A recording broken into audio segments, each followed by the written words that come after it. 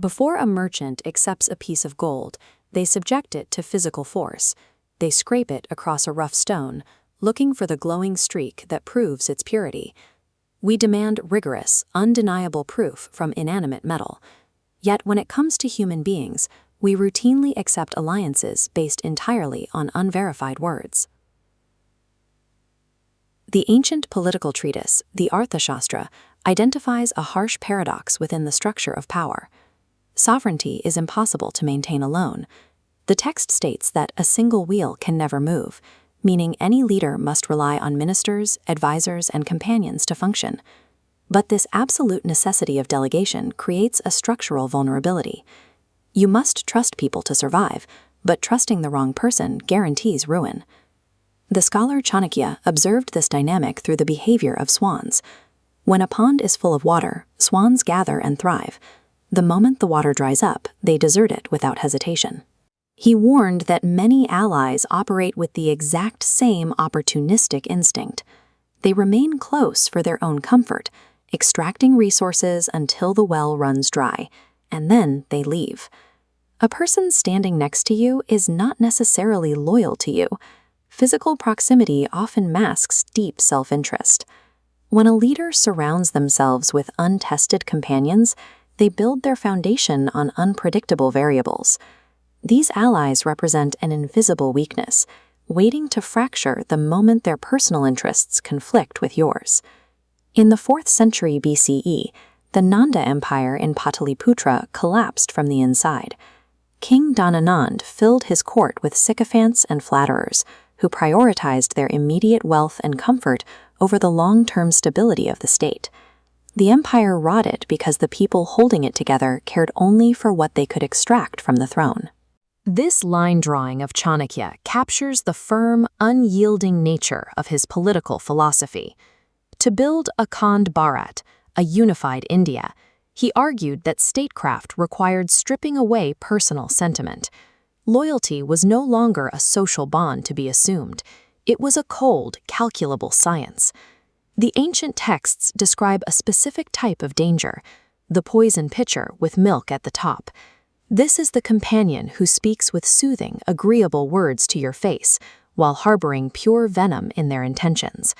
They agree with your every decision to maintain their position, actively suppressing the harsh truths you actually need to hear.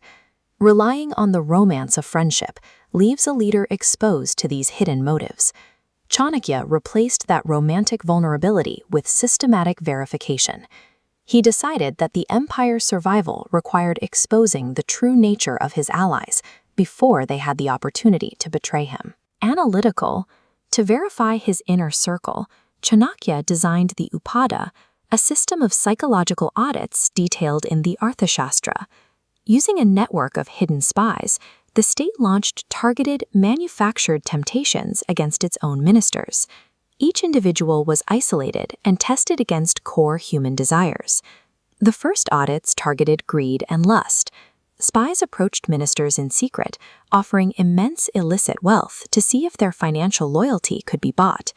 Others were subjected to seduction by agents posing as romantic interests, testing whether their internal discipline could withstand the pull of hidden physical desires.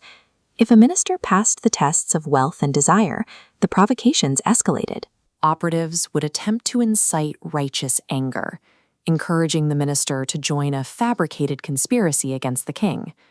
Finally, they deployed the ultimate psychological stressor, fear. Ministers were placed in scenarios where they believed their lives were in immediate danger, forcing them to choose between their survival and their loyalty. In normal daily life, ambitious individuals wear social masks of obedience and respect. These secret trials were designed to strip those masks away completely. By artificially manufacturing extreme pressure, the state exposed the hidden treachery that usually thrives undisturbed in the dark corners of a comfortable court. Kautilya understood a stark psychological reality. A man's true nature remains invisible during times of peace and prosperity. When there is no cost to being a friend, everyone acts like one. Character only solidifies and reveals itself under extreme duress. Proving the value of a human being requires the same intense, destructive processes used to prove the value of precious metals. You cannot know the strength of iron until you subject it to fire and violently strike it with a hammer. The ancient sutras lay out 4 specific metrics for this testing. Just as gold is rubbed on a stone, cut, heated, and beaten, a man is tested by his willingness to sacrifice, his moral conduct in secret, his innate qualities, and the consequences of his actions. True loyalty is not an assumption. It is an elemental force forged in crisis. You only know you have a genuine companion when they have survived the fire of temptation and fear without breaking. In the play Mudrārākṣasa, Sanskrit dialogue preserves the case of Chandanadasa. Dragged before the execution block, his crime was profound friendship. He hid the family of Chanakya's primary enemy, Minister Rakshasa. Knowing the severe penalties, he placed his loyalty above the law. Chanakya watched this entire proceeding from the shadows. He orchestrated this life-or-death scenario deliberately as a practical, real-world application of the fear test. The executioner stood ready, offering him one final chance to surrender and save his own life. Chandanadasa refused. He accepted his own execution rather than betray his friend, standing firm against the ultimate psychological test of fear. That choice proves a capability of the human mind. When friendship is genuinely tested and proven, it creates an allegiance so strong that it overrides the biological instinct for self-preservation.